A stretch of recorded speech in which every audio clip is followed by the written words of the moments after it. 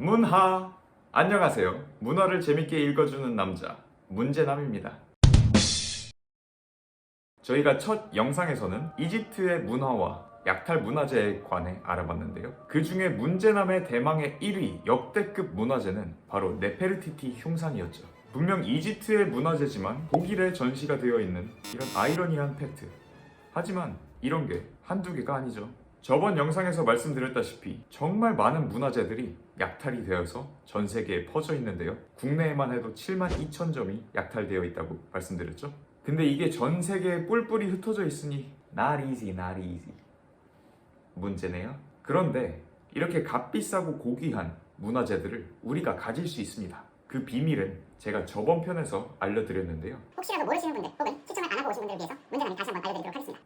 바로 이번 영상 끝에서 말이죠. 오늘 여러분들에게 읽어드릴 문화의 주인공 국가는 바로 사와디캅, 태국인데요. 태국은 사실 타이 왕국의 약칭인 거 알고 계셨나요? 인구는 약 6,600만 명으로 세계에서 22번째로 인구가 많은 국가입니다. 동남아시아에서 유일하게 서양의 식민지가 되지 않은 곳이기도 한데요. 힘을 키워서 제1차 세계대전에도 참전하였다고 합니다.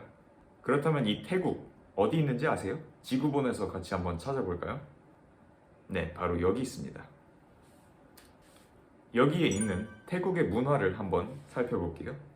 불교의 나라이자 사원의 나라라고도 하죠. 주민의 95% 이상이 불교 신자에 거의 대부분이 소승 불교 신자라고 합니다. 태국의 승려들은 한국과는 달리 육식과 음주를 허용하지만 정오 이후의 식사는 금지하고 여성들은 성녀와 접촉을 할 수 없다고 합니다.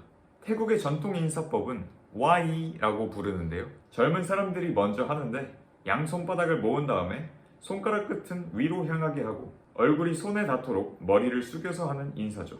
이 인사를 할 때는 남자는 사와디크랍, 여자는 사와디카라는 인사말을 한다고 하는데요. 대부분 사와디캅으로 알고 있었는데 재밌는 사실이죠. 그럼 태국 하면 여러분들은 무엇이 떠오르시나요? 저 문제남은 사실 블랙핑크에서 리사님이 태국 출신이시거든요. 앞서 말씀드렸다시피 이 태국은 제국이라서 태국의 국왕이나 왕실을 비방하거나 모독하는 불경죄를 범하면 태국 형법 112조에 따라서 최저 3년에서 최고 15년의 징역에 처해질 수가 있어요. 혹시 여행을 가시거나 태국에서 일을 하실 분들은 참고하면 좋을 것 같습니다. 태국의 수많은 문화재들 역시 약탈을 당했는데요.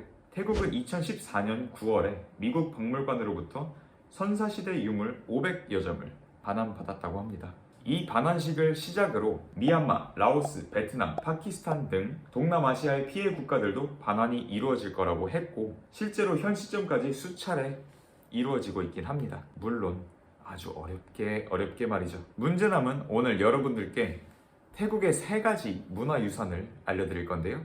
이 3가지 모두 무려 유네스코에 등재된 세계 문화유산에 속합니다. 그럼 바로 만나볼까요?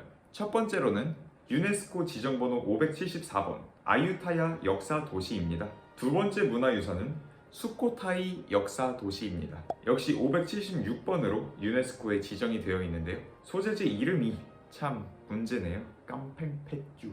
그럼 태국의 3번째 문화유산은 뭘까요? 이번엔 앞서 말씀드린 2가지처럼 도시가 아니라 이름하여 반치앙 고고유적. 1992년에 유네스코 유산으로 등재가 되었고요. 태국의 우돈타니주에 소재가 되어 있습니다.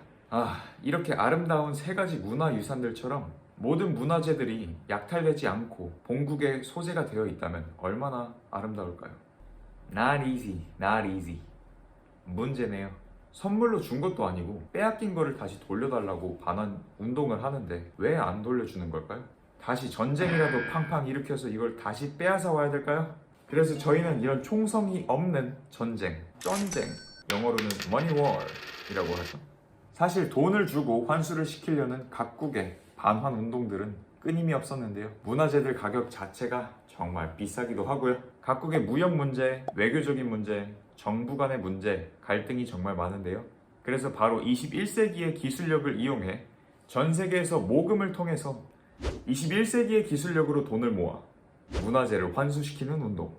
전 세계에 계신 여러분들도 참가하는, 그리고 요즘 핫한 오징어 게임도 하는 그 가상 모금의 활동이 다음 달 11월 달에 시작이 됩니다.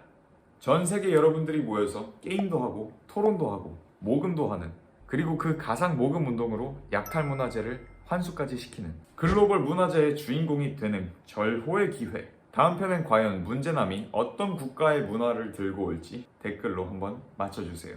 여러분들에게 문화를 재미있게 읽어주는 남자, 문제남이었습니다. Not easy, not easy. 문제네요.